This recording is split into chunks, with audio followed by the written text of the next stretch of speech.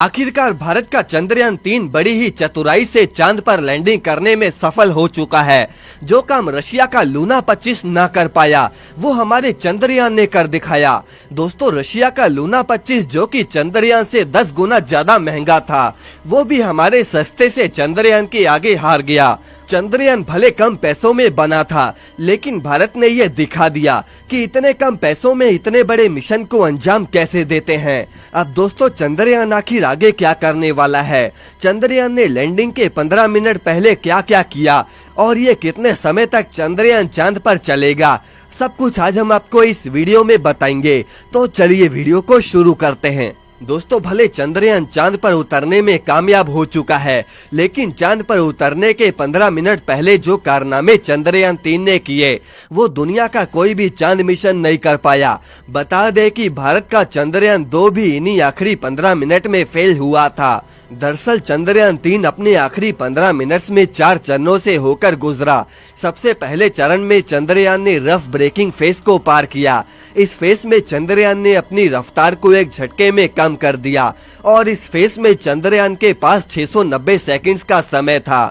इस दौरान चंद्रयान ने दोस्तों अपनी हॉरिजॉन्टल स्पीड को घटाकर वर्टिकल स्पीड को बढ़ाया। अब वर्टिकल स्पीड इसीलिए बढ़ाई क्योंकि उसे चांद के ऑर्बिट को छोड़कर चांद की सतह पर जाना था। उस समय दोस्तों चंद्रयान की स्पीड 25 किलोमीटर प्रति घंटे थी और उस समय चंद्रयान की चांद से दूरी सिर्फ 7.42 किलोमीटर थी। अब इसके बाद दोस्तों चंद्रयान एटीट्यूड होल्डिंग फेस में गया, जिसे पूरा करने के लिए चंद्रयान के पास सिर्फ 10 सेकंड ही थे और अब तक चंद्रयान हॉरिजॉन्टली झुककर ही काम कर रहा था, लेकिन इसमें ये वर्टिकल झुकना शुरू हो गया। अब दोनों फेस पूरे होने के बाद ही सबसे अहम फेस शुरू हुआ, जिसका नाम था फाइन ब्रेकिंग फेस। इस फेस में चंद्रयान को अपनी स्पीड घटाने के साथ साथ लैंडिंग के लिए सही पोजीशन में भी आना था। इस फेस को पूरा करने के लिए चंद्रयान को 175 सेकंड्स मिले थे। इसमें चंद्रयान पहले तो अपनी हॉरिजॉन्टल स्पीड को 0 पर लेकर आया, दूसरा उसने अपनी वर्टिकल स्पीड को भी 59 मीटर प्रति सेकंड से 0 पर कर दिया और तीसरे में उसने अपनी पोजीशन लैंडिंग के लिए तैयार कर ली। यानी कि इस पोजीशन में चंद्रयान पूरी तरह से वर्टिकल पोजीशन में आ गया और उसके पैर नीचे की तरफ थे।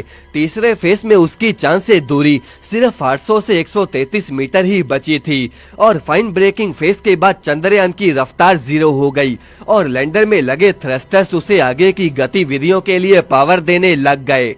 बता दें कि 2019 में भेजा गया चंद्रयान-2 फाइन ब्रेकिंग फेस में ही लड़खड़ाया था, जिसकी वजह से उसकी क्रैश लैंडिंग हुई। 3 फेस पूरे होने के बाद चंद्रयान की लैंडिंग का फाइनल फेस शुरू हुआ, जिसका नाम था टर्मिनल डिसेंट फेस। इस दौरान विक्रम लैंडर तेजी से चांद की तरफ बढ़ा और इस समय उसकी दूरी सिर्फ चांद से 150 मीटर ही रह गई थी। अब इसी ऊंचाई पर विक्रम लैंडर अपने लिए सही जगह चुन रहा था।